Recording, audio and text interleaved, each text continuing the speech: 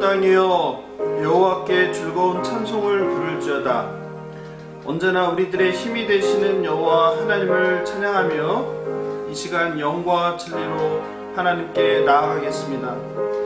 한 주간의 삶을 돌아보며 하나님께 겸손히 무릎을 꿇고 회개의 기도를 드리며 2021년 3월 21일 주일학교 중고등부 예배를 시작하겠습니다.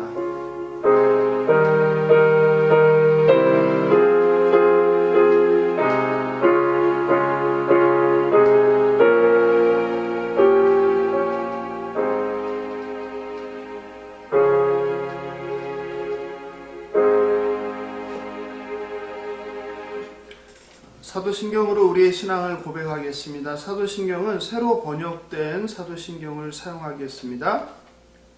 나는 전능하신 아버지 하나님 천지의 창조주를 믿습니다. 나는 그의 유일하신 아들 우리 주 예수 그리스도를 믿습니다. 그는 성령으로 잉태되어 동정녀 마리아에게서 나시고 본디오 빌라도에게 고난을 받아 십자가에 못 박혀 죽으시고 장사된 지 사흘 만에 죽은 자 가운데서 다시 살아나셨으며 하늘에 오르시어 전능하신 아버지 하나님 우편에 앉아 계시다가 거기로부터 살아있는 자와 죽은 자를 심판하러 오십니다. 나는 성령을 믿으며 거룩한 공교회와 성도의 교제와 죄를 용서받는 것과 몸의 부활과 영생을 믿습니다. 아멘. 찬송가 27장 빛나고 높은 보좌와 1절 5절을 함께 부르겠습니다.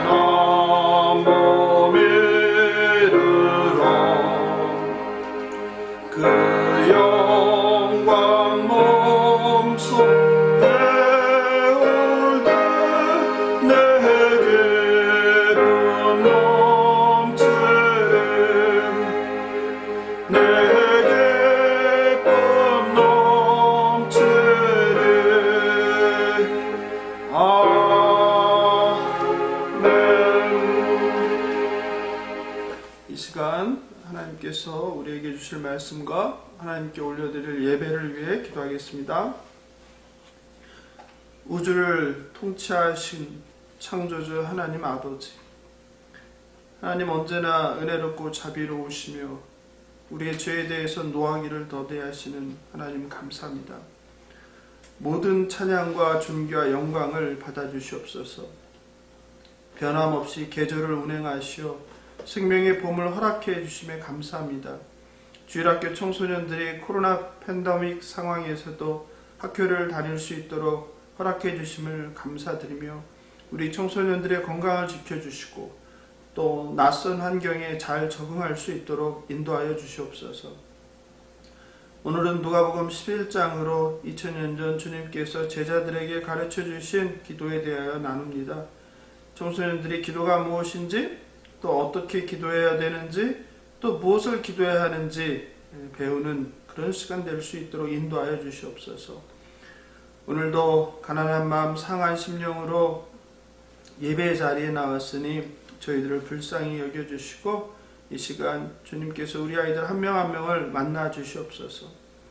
영상으로 함께하는 모든 예배의 초순마다 하나님의 거룩한 임재와 그리고 달고 오묘한 하나님 말씀으로 우리의 심령을 채우시고 새롭게 하여 주시옵소서. 감사하며 생명 되신 예수님의 이름으로 기도합니다. 아멘.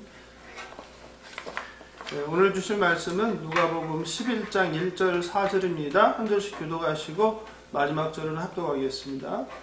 예수께서 한 곳에서 기도하시고 마치심에 제자 중 하나가 여짜오되 주여 요한이 자기 제자들에게 기도를 가르치신 것과 같이 우리에게도 가르쳐 주옵소서. 예수께서 이르시되 너희는 기도할 때 이렇게 하라. 아버지여 이름이 거룩히 여김을 받으시오며 나라가 임하시오며 우리에게 날마다 일용할 양식을 주셨고 함께 읽겠습니다. 우리가 우리에게 죄 지은 모든 사람을 용서하오니 우리 죄도 사하여 주시옵고 우리를 시험에 들게 하지 마시옵소서 하라. 아멘. 성도님 여러분 안녕하십니까? 한 주 동안 잘 지내셨는지요? 지난주엔 누가복음 10장으로 하나님 나라에 대해 함께 나누었습니다. 하나님 나라는 우리가 죽어서 가는 공간적 개념이 아니라 이 땅에 임한 하나님의 통치라고 말씀을 드렸습니다. 예수님께서 오심으로 하나님 나라는 이미 시작되었지만 아직 완성되지 못했고 예수님께서 이 땅에 다시 오실 때 그 나라는 완성될 것이라고 말씀드렸습니다.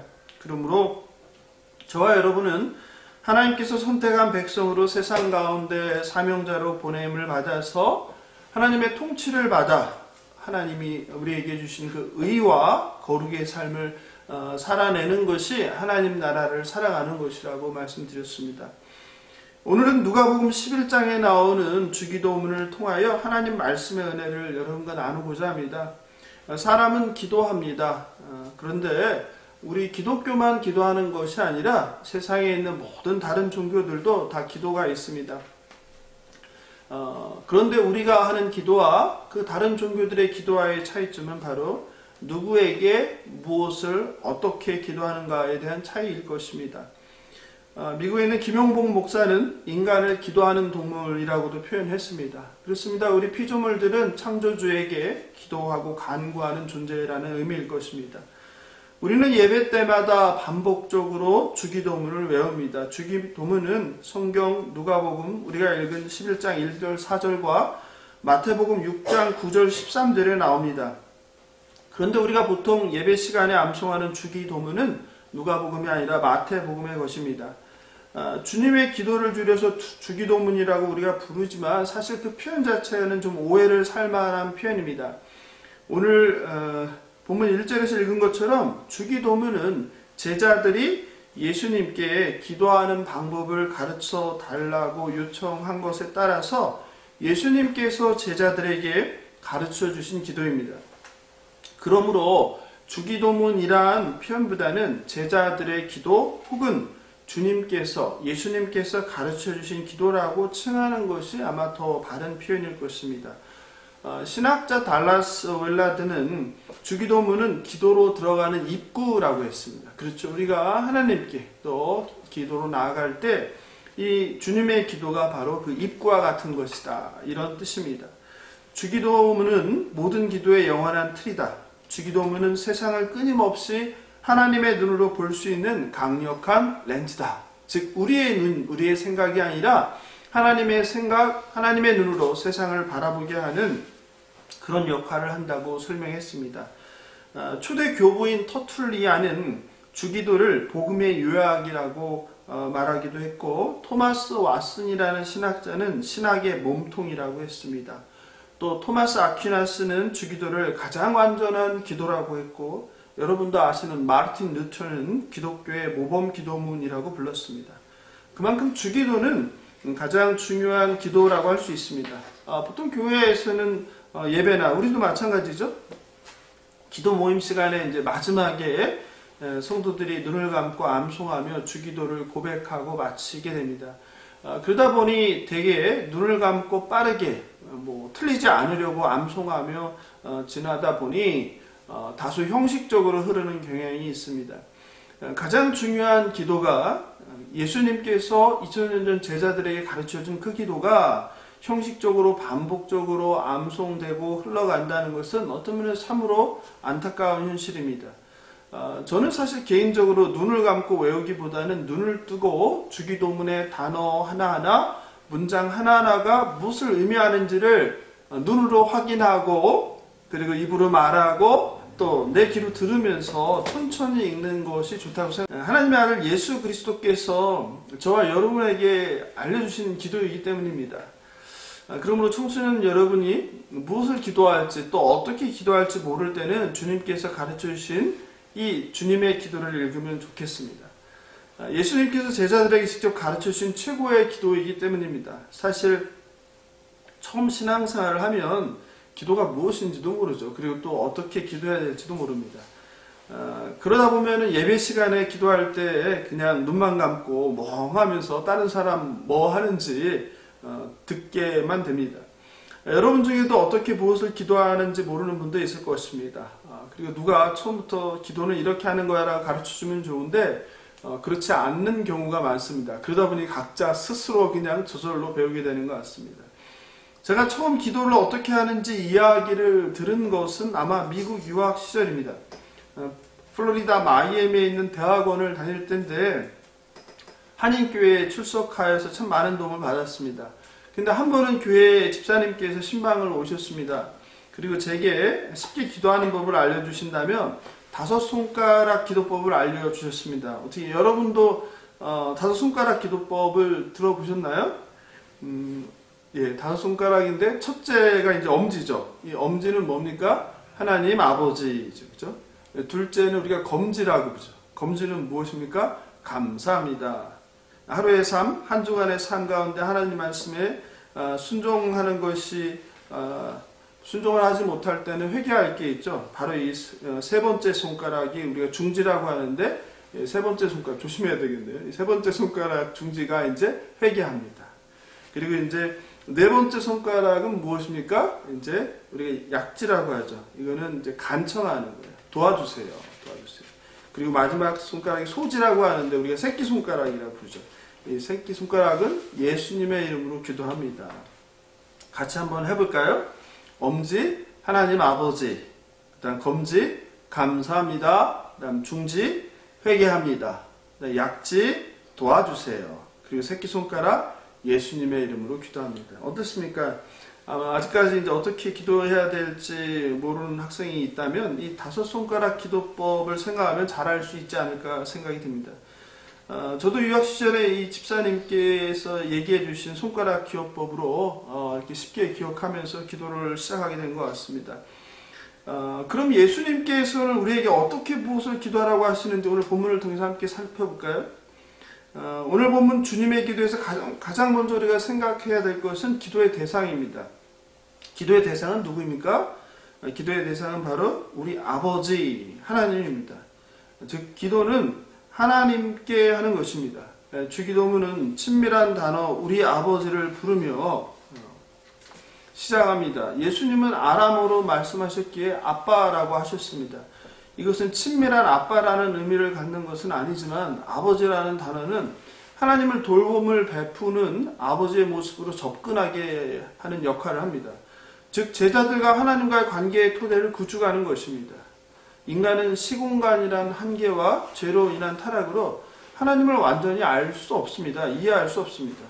우리는 성경이란 거울을 통하여 희미하게 하나님을 알고 이해할 뿐입니다.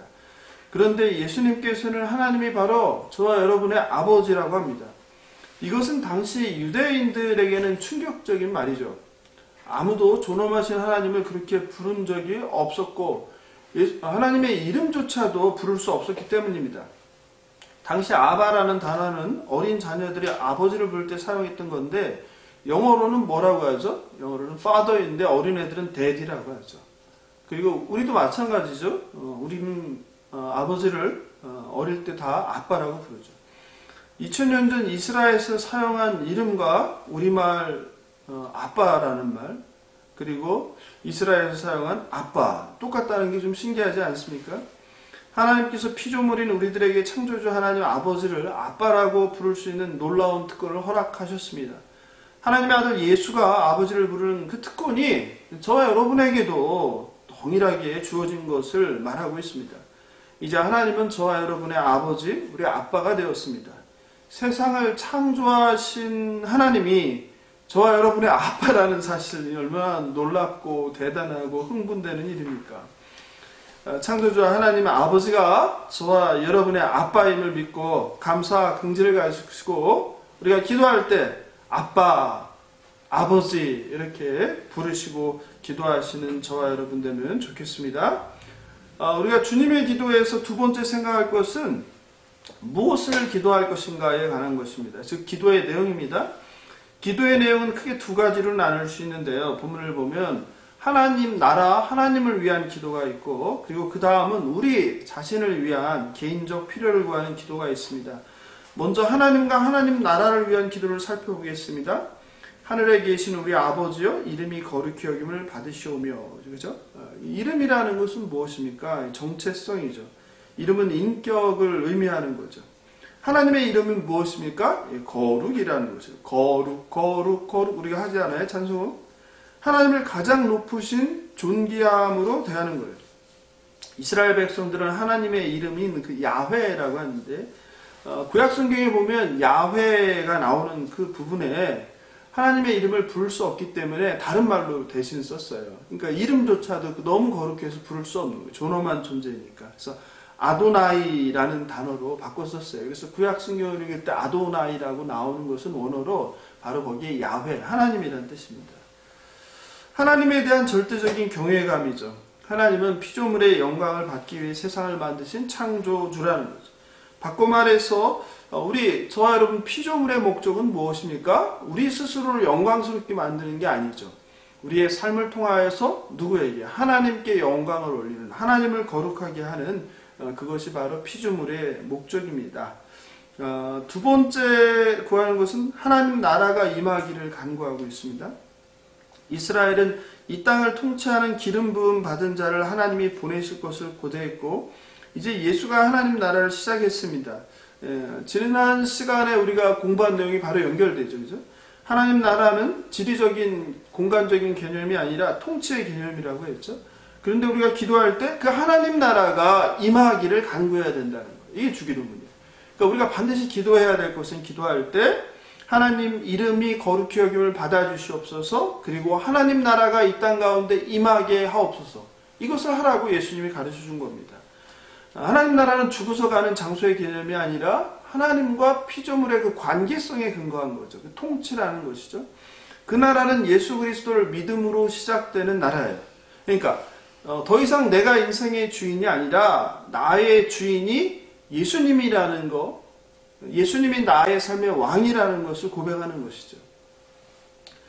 데이비드 팀스라는 학자는 당신의 나라가 임하시옵소서라는 기도를 뒤집으면 내 나라가 끝나게 하옵소서라는 뜻이라고 이야기했어요. 어떻게 좀 와닿지 않아요? 당신의 나라가 임한다. 하나님 나라가 임한다는 것은 결국 내 나라. 뭐예요? 내가 주인 되어서, 내가 인생의 주인 되어서 살던 나라가 끝장났다는 뜻이죠. 내 나라가 끝나야 하나님 나라가 임하는 거죠. 이해되시죠? 그리스도인은 그러므로 세상 나라를 꿈꾸는 사람들이 아니에요. 하나님 나라를 소망하는 거예요. 하나님의 통치를 받는 거예요. 이 땅에서 우리가 대한민국이란 나라에서 시민으로 살아가지만 우리의 정체성은 하늘나라의 시민, 하늘나라의 백성이라는 것을 기억해야 한다는 뜻입니다.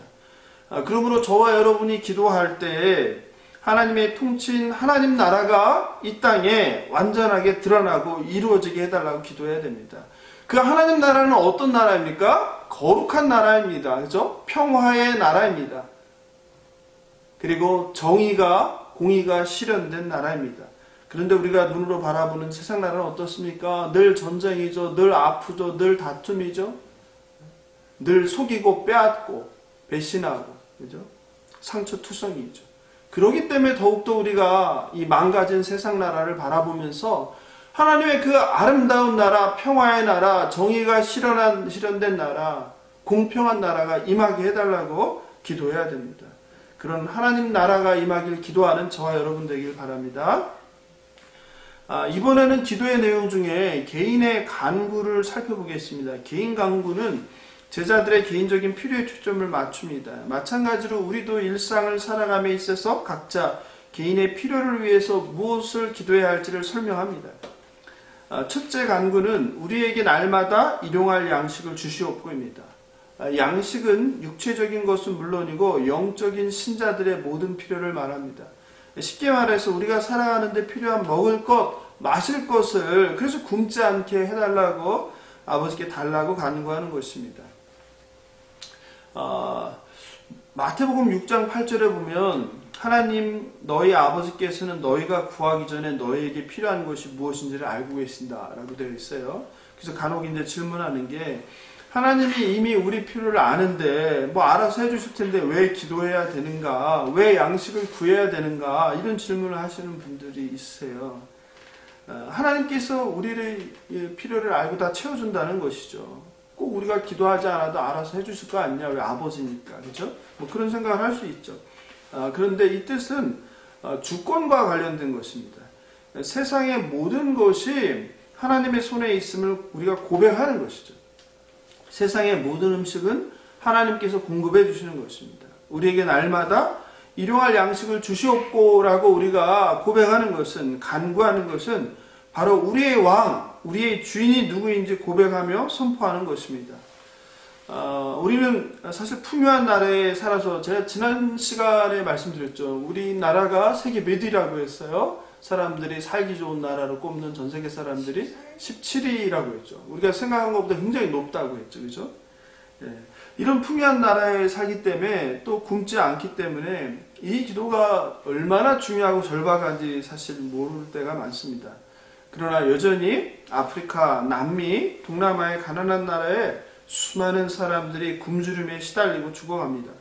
실제로 UN 식량농업기구에 따르면 전 세계 기아 인구가 현재 10억 이상이라고 하고요. 코로나로 인해서 그 수는 훨씬 더 증가되었다고 합니다. 이런 현실을 생각하면 얼마나 우리가 일용할 양식을 구하는 기도가 절박한 기도인지를 우리가 이해할 수 있습니다. 저와 여러분의 식탁은 어떻습니까? 물론 뭐 안 그런 학생도 있겠지만 대체로 음식물은 없습니다. 집에 냉장고는 어떻습니까? 음식을 담을 공간이 적어서 냉장고도 점점 커지지 않습니까?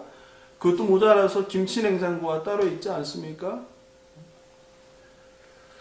그런데 우리랑 다른 환경에 사는 가난한 나라의 가난한 사람들은 먹을 것이 없어서, 마실 물이 없어서 굶어 죽어가고 있다고 합니다. 우리의 식생활을 줄이고 남는 음식물만 줄여도 먹을 것이 없어 굶어 죽는 비참한 현실은 막을 수 있을 것입니다. 날마다 하나님께 나의 일용할 양식뿐만 아니라 우리들의 이웃의 일용할 양식을 구하는 저와 여러분 되면 좋겠습니다. 두 번째 개인 간구는 우리가 우리에게 죄 지은 모든 사람을 용서하오니 우리 죄도 사하여 주시옵고입니다. 첫사람 아담의 불순종으로 저와 여러분 모두 죄인이 되었습니다. 성경에서는 우리가 뭐 살인하고 도둑질하고 거짓말하고 하는 것을 죄라고 하지 않고 하나님을 떠난 상태를 죄라고 합니다. 여기서 이해하는데 조심해야 할 것이 있습니다. 우리가 죄 지은 사람을 용서해야 하나님께 용서를 받는다라고 해석하면 안 됩니다. 하나님께서 우리를 죄에서 구원해 주심은 우리가 우리에게 잘못한 누군가를 용서했기 때문이 아닙니다. 또 우리의 노력이나 우리의 성품이나 우리의 공로로 인함도 아닙니다. 전적인 하나님의 무조건적인 은혜입니다. 하나님께서 우리 죄를 용서해 주신 것처럼 우리도 다른 사람을 용서하라는 의미이지, 우리가 다른 사람을 용서해야 하나님께서 우리를 용서한다는 뜻은 아닙니다. 도덕적인 어떤 사람은 자신은 죄를 지은 것이 없는데 왜 용서를 내가 구해야 하나라고 반문하기도 합니다. 그런데 하나님의 아들로 죄가 없으신 예수 그리스도가 인류의 모든 죄를 뒤집어 쓰시고 십자가에서 죄를 대신했다는 것을 생각해 보면 우리가 이해가 될 것입니다. 잘못이 없음을 주장하는 것은 바른 신앙인의 자세는 아닙니다. 몇 해 전 로마 카톨릭에서 네타시오라는 운동을 펼친 것은 나름 의미 있고 바람직한 자세라고 할 수 있습니다. 예수님은 원수를 사랑하라고까지 하셨습니다. 하물며 누군가를 죄가 있다고 미워하고 용서하지 않는 것은, 또 내가 그로 인해서 피해를 봤다고 그를 원수 삼아 용서하지 않는 것은 옳지 않습니다. 죄인인 저와 여러분을 대신해 예수님께서 친히 십자가에 달리셨기 때문입니다. 저와 여러분도 마음속에 미워하는 사람이 있다면 용서할 수 있는 그 마음을 주시길 기도하면 좋을 것 같습니다. 아시시의 성 프란체스코의 주여 나를 평화의 도구로 써주소서라는 기도문을 소개해 드리고자 합니다. 그의 기도는 그리스도인이 누구이며 그리스도인의 기도가 무엇인지 그리고 우리가 어떤 삶을 살아야 하는지를 구체적으로 보여줍니다. 제가 읽어드리겠습니다. 주여 나를 평화의 도구로 써주소서. 미움이 있는 곳에 사랑을, 다툼이 있는 곳에 용서를, 분열이 있는 곳에 하나됨을, 잘못이 있는 곳에 진리를, 의심이 있는 곳에 믿음을, 절망이 있는 곳에 희망을, 어둠이 있는 곳에 빛을, 슬픔이 있는 곳에 기쁨을 심게 하소서. 위로받기보다는 위로하며 이해받기보다는 이해하며 사랑받기보다는 사랑하게 하소서. 우리는 줌으로써 받고 용서함으로써 용서받으며 자기를 버림으로써 영원한 생명을 얻고자 합니다. 어떻습니까? 기독교의 그냥 진리이죠. 기독교가 무엇인지, 하나님이 누구시고 예수님이 누구인지를, 그리고 또 우리는 무엇을 기도하고 우리가 어떤 삶을 살아야 하는지를 성 프란체스코의 기도는 잘 보여주고 있습니다. 청소년 여러분, 혹시 여러분에게 잘못하여 미워하는 친구, 또 선후배, 또 선생님, 또 여러분의 형, 누나, 또 동생이 있다면 예수님께서 우리를 용서하신 것처럼 용서해 주시면 좋겠습니다. 저와 여러분도 성 프란체스코의 이 기도처럼, 기도의 내용처럼 그런 삶을 살아가게 되길 소망합니다. 세 번째 개인적 간구는 우리를 시험에 들게 하지 마시옵소서입니다. 이것은 영적 보호를 구하는 것입니다. 여기 쓰인 헬라어는 페이라스모스인데 이것은 유혹 혹은 시험이라고 우리가 번역을 합니다. 세상에는 보암직하고 먹음직한 많은 것들이 있습니다. 사실 대표적인 게 저는 백화점 지하 1층이라는 생각이 들어요. 예전에 참 제가 먹을 거 좋아할 때 그 백화점 지하 1층을 가면 그렇게 행복했어요. 세상에 별의별 음식들이 다 있잖아요. 그죠? 특별히 유명한 그 백화점 가면 우리가 보통 일상생활에서 만나기 힘든 새로운 것들, 얼마나 우리의 눈과 그리고 마음과 그리고 코와 우리를 유혹합니까? 그렇게 세상에는 보암직하고 모험직한 많은 것들이 우리를 유혹해서 우리가 하나님께 불순종하여 믿음에서 떠나게 하는데요. 하나님께서 주시는 시험도 있습니다. 하나님은 아브라함에게 100세 얻은 외아들 이삭을 번제로 바치라고 명령하셨죠. 이것은 시험입니다.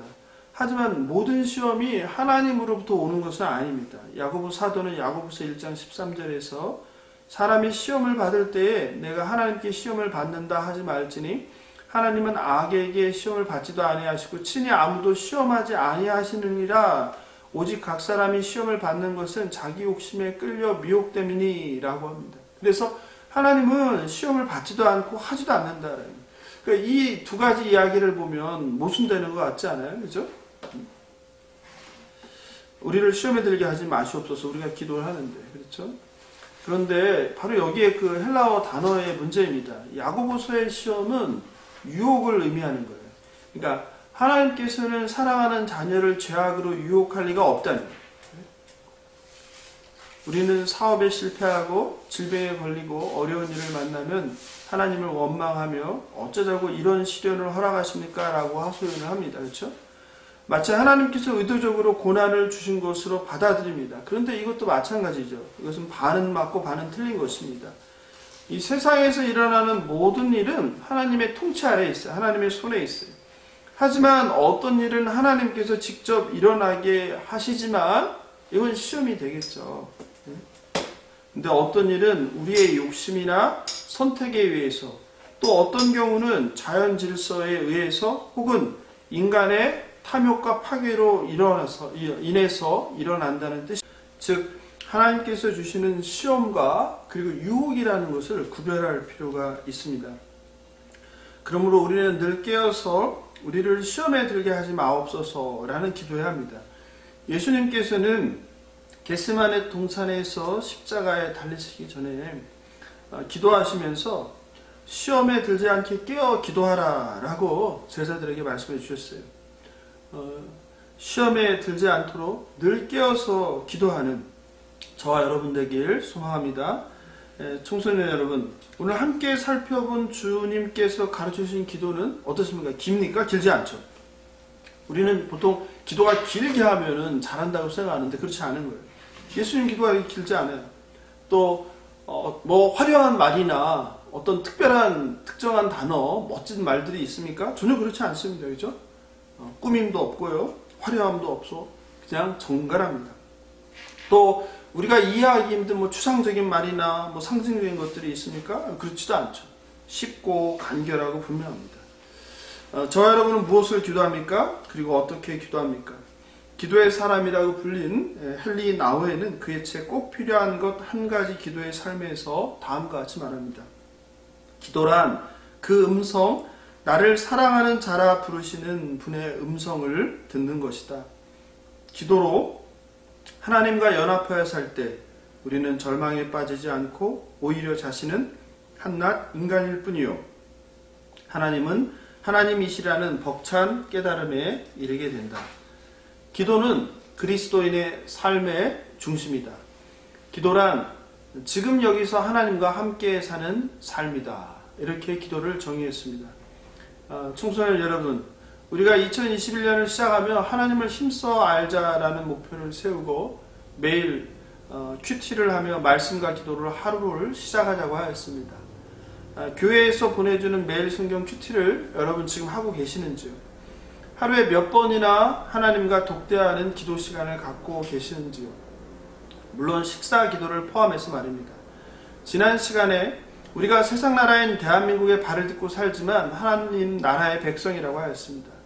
세상 나라의 삶을 위해서는 세상 나라에 대한 공부를 해야 합니다. 실제로 여러분이 학교에서 학원에서 집에서 하루 10시간 이상 할 것입니다. 그런데 정작 하늘 시민이라고 하면서 하나님 나라의 백성이라고 하면서 하나님 나라에 대한 공부는 얼마나 하시는지요? 하루에 몇 분이나 성경을 읽으시나요? 하루에 몇 분이나 하나님께 나와 기도하십니까? 하루에 성경을 한 장도 읽지 않고 하나님과 한 번도 기도하지 않으면서 하나님 나라 백성, 그리스도인이라고 말할 수 없을 것입니다. 공부를 많이 하면 할수록 우리 지식이 쌓이고 실력이 늘어납니다. 마찬가지로 성경을 통해 하나님을 알아가고 기도를 통해 하나님을 만나 교제할 때 여러분의 신앙도 자라납니다. 혹시 신앙생활은 방학대로 아니면 대학 이후로 미뤄두고 세상 나라, 학교 생활, 세상 공부에만 몰두하고 있지는 않습니까? 하나님 나라는 이미 예수님께서 오심으로 시작되었고 예수님께서 다시 오심으로 완성될 것입니다. 그 하나님 나라의 통치를 받고 산다는 것은 말씀을 알고 기도로 하나님과 사귀는 것입니다. 우리가 대한민국의 법과 질서와 문화를 알아야 잘 살 수 있습니다. 마찬가지로 하나님 나라의 원리와 법을 잘 알아야 하나님 나라 백성으로 잘 살 수 있습니다. 성경도 읽지 않고 기도도 하지 않으며 나는 하나님 나라 백성이란 말은 거짓말입니다. 바라옵기는 청소년 여러분이 말씀과 기도의 자리로 나오기 바랍니다. 예수님이 하나님이시고 하나님의 아들임을 믿는다면 성경을 읽고 기도하는 것보다 우리에게 더 중요한 것은 이 세상에 없습니다. 그것은 우리의 목숨, 생명과 관련된 문제이기 때문입니다. J.C. 라일이라는 신학자는 기도하지 않는 사람은 구원받기를 기대할 수 없다. 기도 없이 사는 것은 하나님 없이, 그리스도 없이 사는 것이다 라고 하였습니다. 기도는 주님과의 대화입니다. 기도는 주님과 연합하는 방법입니다. 기도는 예수님께 나아가는 길입니다. 내가 주님 안에, 주님이 내 안에 거하는 비결입니다. 주기도는 그런 점에서 예수님께서 우리에게 남겨주신 가장 위대한 신앙 유산입니다. 이 기도에는 주님의 영혼이, 그리고 주님의 땀과 피가, 그리고 진리와 생명이 담겨 있습니다. 주님은 우리가 서로 함께 하나님 나라를 구하고 일상의 필요를 구할 것을 명령하십니다. 또한 서로를 용서하라고 하십니다. 예수님의 제자인 우리들은 서로의 허물을 품어주고 서로의 잘못을 용서하는 기도의 공동체가 되어야 합니다. 아직 어떻게 기도해야 할 줄 모르셨다면 오늘 제가 알려드린 5손가락 기도를 떠올리시기 바랍니다. 다시 한번 해볼까요? 하나님 아버지 감사합니다. 용서해 주세요. 도와주세요. 예수님의 이름으로 기도합니다. 그리고 무엇을 기도할지 모르셨다면 주님께서 2000년 전 제자들에게 알려준 우리가 오늘 함께 나눈 주님의 기도를 소리내어 읽으십시오. 그것이 기도입니다. 하나님께서 기뻐 받아주실 것입니다.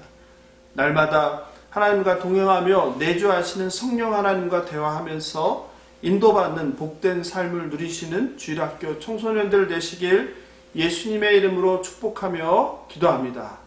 오늘 말씀 생각하면서 찬송가 533장 내 맘의 주여 소망 되소서 1절 그리고 4절 부르겠습니다. 533장입니다.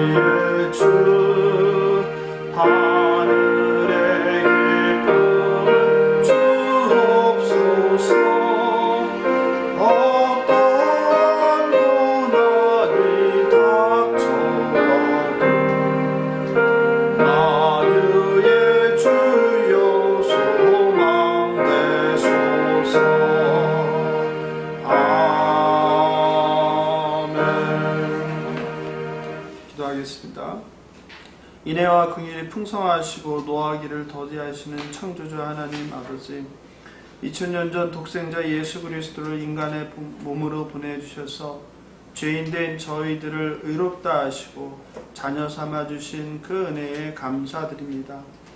하나님을 아빠 아버지라고 부를 수 있는 특권을 주셨는데 분주한 세상에 쫓겨 파묻혀 살면서 하나님 나라의 백성임을 잊을 때가 많음을 회개합니다. 말씀과 기도를 우리들의 삶의 우선순위가 되게 하사 세상에 보냄받은 하나님의 대리 통치자임을 잊지 않고 이 땅 가운데 하나님 나라를 살아내게 하옵소서. 우리 인간의 죄로 오염되고 파괴되고 무질서와 혼동에 빠진 약육강식의 세상에 하나님의 나라가 임하여 하나님의 평강, 샬롬이 이루어지고 회복될 수 있도록 인도하여 주시옵소서. 미얀마의 군부 쿠데타로 자유와 민주주의를 외치는 시민들이 희생당하고 있습니다. 하나님께서 우상 숭배하는 그 땅도 불쌍히 여겨주셔서 탐욕을 위하여 무고한 시민을 살생하는 악인들에게 하나님의 공의가 내리게 하여 주시옵소서. 우리 주일학교 청소년들이 무엇보다 하나님과 교제하는 기도를 통하여서 하나님을 더욱 깊이 알고 하나님과 사귐을 누리는 복된 삶을 누릴 수 있도록 성령 하나님 역사하여 주시옵소서. 감사하며 생명 되신 예수님의 이름으로 기도합니다. 네, 교회 소식과 광고입니다. 4월 4일 부활절인데 부활절에는 부모님과 함께 연합 예배를 드리고 4월 11일부터 주일학교 중고등부 현장 예배를 시작할 예정입니다. 참고해 주시면 좋겠습니다. 토요일 밤 중등부는 9시 반에, 고등부는 10시에 줌을 통해 함께 만나 교제합니다. 지난주에도 처음 들어온 학생들이 있어서 얼마나 감사했는지 모릅니다. 주일 영상 예배 참석 후 댓글로 참석을 알려주시고 말씀 듣고 적용과 결단도 나눠주시면 좋겠습니다. 오늘은 웨스트민스터 소요리 제38문답입니다. 함께 주보를 참고해 주시면 좋겠습니다. 주보에 제38문 믿는 자가 그리스도에게 부활할 때 무슨 유익을 받나요? 대답: 부활할 때 믿는 자들은 영광 중에 다시 일으킴을 받아 심판의 날에 공개적으로 인정받고 무죄에 사면되며 항상 영원토록 하나님을 온전히 즐거워하는 최고의 복을 받게 됩니다. 참고 성경 구절 읽어드리겠습니다. 고린도전서 15장 43절이에요. 욕된 것으로 심고 영광스러운 것으로 다시 살아나며 악한 것으로 심고 강한 것으로 다시 살아나며. 마태복음 10장 32절입니다. 누구든지 사람 앞에서 나를 시인하면 나도 하늘에 계신 내 아버지 앞에서 그를 시인할 것이요. 데살로니가 전서 4장 17절 18절입니다. 그 후에 우리 살아남은 자들도 그들과 함께 구름 속으로 끌어올려 공중에서 주를 영접하게 하시리니 그리하여 우리가 항상 주와 함께 있으리라. 그러므로 이러한 말로 서로 위로하라. 그래서 우리가 죽으면 끝이 아니라 우리가 영으로 하나님의 평강 가운데 있다가 예수 그리스도가 다시 오실 때 죽은 자들이 먼저 몸이 부활하고 그리고 살아있는 자들도 우리가 몸이 부활한다는 것을 여러분이 그래서 새하늘과 새 땅에서 영으로 사는 것이 아니라 우리가 몸으로 영으로 살아간다는 것을 부활한 몸으로 살아간다는 것을 여러분들 이해하면 되겠습니다. 기도 제목 같이 보겠습니다. 1번 미얀마 군부와 경찰이 자유와 민주정부를 외치는 민간인들에 대한 살상을 멈추게 하옵소서. 미얀마의 악인들에 대한 하나님의 공의의 심판을 내리시고 자유와 평화를 허락하시고 구원의 은총을 베풀어 주옵소서. 2번 하나님과 교제하며 기도하는 것이 삶의 최우선 순위가 되며 기도의 기쁨을 누리며 살게 하옵소서. 3번 하나님 나라가 하늘에서 이루어진 것 같이 이 땅에서 이루어지기를 기도합니다. 4번 우리를 시험에 들게 하지 마시옵고 악에서 구하시옵소서. 5번 코로나 전염병으로부터 학생들의 건강을 지켜주시고 가족과 친구들을 위해 희생하고 섬김을 실천하게 하옵소서. 6번 청소년들이 하나님의 온전한 통치를 받는 하나님 나라를 누리며 살게 하옵소서. 이상과 같이 한 주간도 기도해 주시면 좋겠습니다. 지금까지는 우리 예배를 축도함으로 마쳤는데 오늘은 특별히 우리가 주기도문을 같이 주님께서 가르치신 기도를 공부했잖아요. 그래서 오늘은 특별히 주님의 기도로 예배를 함께 우리가 신앙 고백하면서 마치도록 하겠습니다. 주님의 기도 같이 고백하겠습니다. 하늘에 계신 우리 아버지여 이름이 거룩히 여김을 받으시오며 나라의 임하옵시며 뜻이 하늘에서 이룬 것 같이 땅에서도 이루어지이다. 오늘날 우리에게 일용할 양식을 주옵시고 우리가 우리에게 죄 지은 자를 사하여 준 것 같이 우리 죄를 사하여 주옵시고 우리를 시험에 들게 하지 마옵시고 다만 악에서 구하옵소서. 대개 나라와 권세와 영광이 아버지께 영원히 있사옵나이다. 아멘.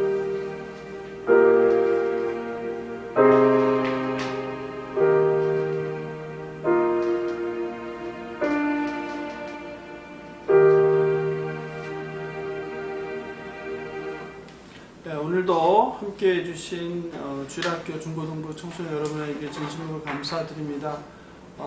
긴 방학 끝에 학교를 다니느라 많이 어려움이 있으실 텐데 어떻게 잘 적응하셨는지 모르겠습니다.